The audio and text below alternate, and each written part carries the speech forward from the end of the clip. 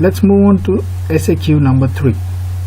A 33-year-old female is brought with a history of persistent abdominal pain and vomiting.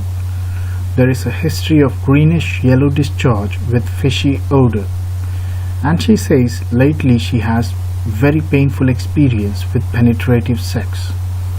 On triage, her observations are heart rate of 112 per minute, blood pressure 122/65, saturations of 96, respiratory rate of 18 and a temperature of 38.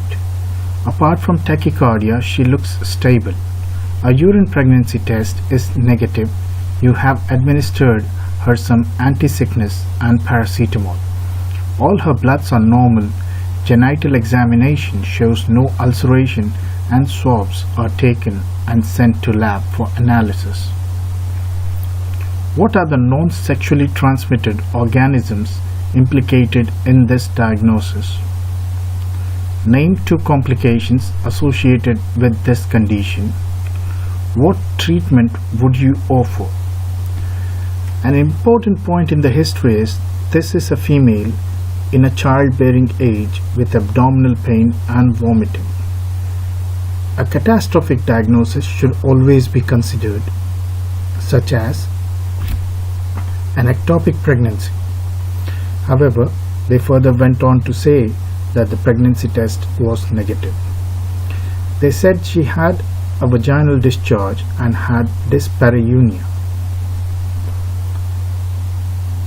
So they are moving towards abdominal pain, vomiting in a reproductive age group female with vaginal discharge and dyspareunia points us towards a diagnosis of pelvic inflammatory disease. The sexually transmitted organisms are the same like in any sexually transmitted disease. They are gonorrhea, chlamydia and others. However, 10% of all PIDs have organisms which are atypical and they are non-sexually transmitted organisms. So let's look at what is PID.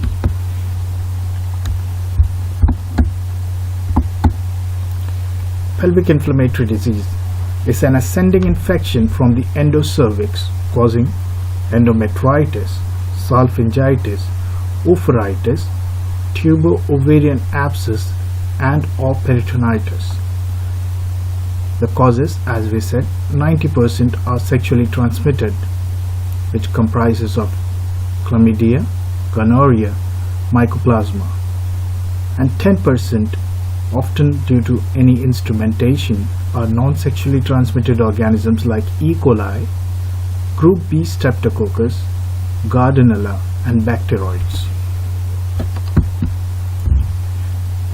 So, women in childbearing age group with lower abdominal pain, vaginal discharge,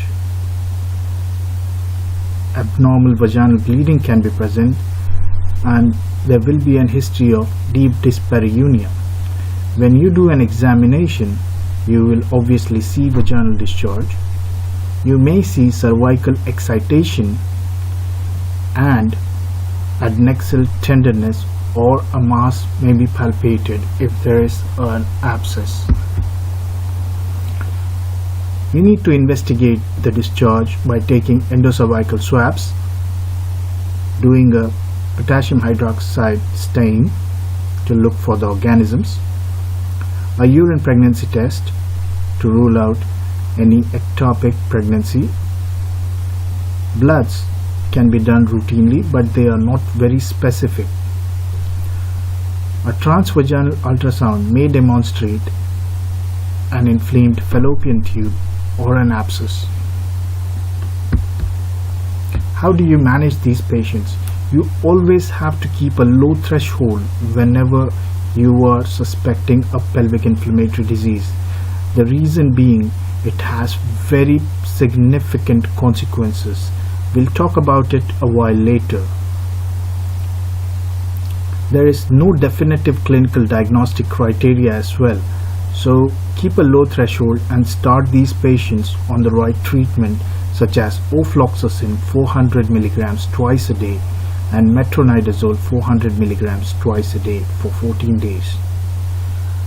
Some authors also suggest treating them with ceftriaxone and doxycycline. However, in the exam, both answers will be marked as correct. Inpatient management is indicated in some conditions. If you suspect PID in pregnancy, if you suspect there is an abscess, you have treated them with oral medications and they come back with showing no response, and if you suspect a concomitant surgical emergency. This can be a potential question. Give 2 indications in which this patient needs to be admitted.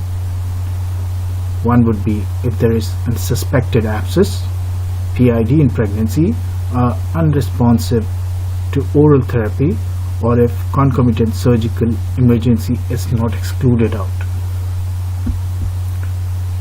So inpatient management would be ceftriaxone and doxycycline. Surgical drainage may be required for the tubo-ovarian abscess. Remove any intrauterine contraceptive device and treat the sexual partner. As we said, it has very dreadful complications. It has high rate of infertility.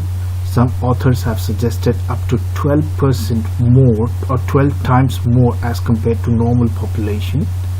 It can lead to ectopic pregnancy. There is a 5 times increased risk. It may lead to abscess formation and peritonitis and chronic pelvic pain.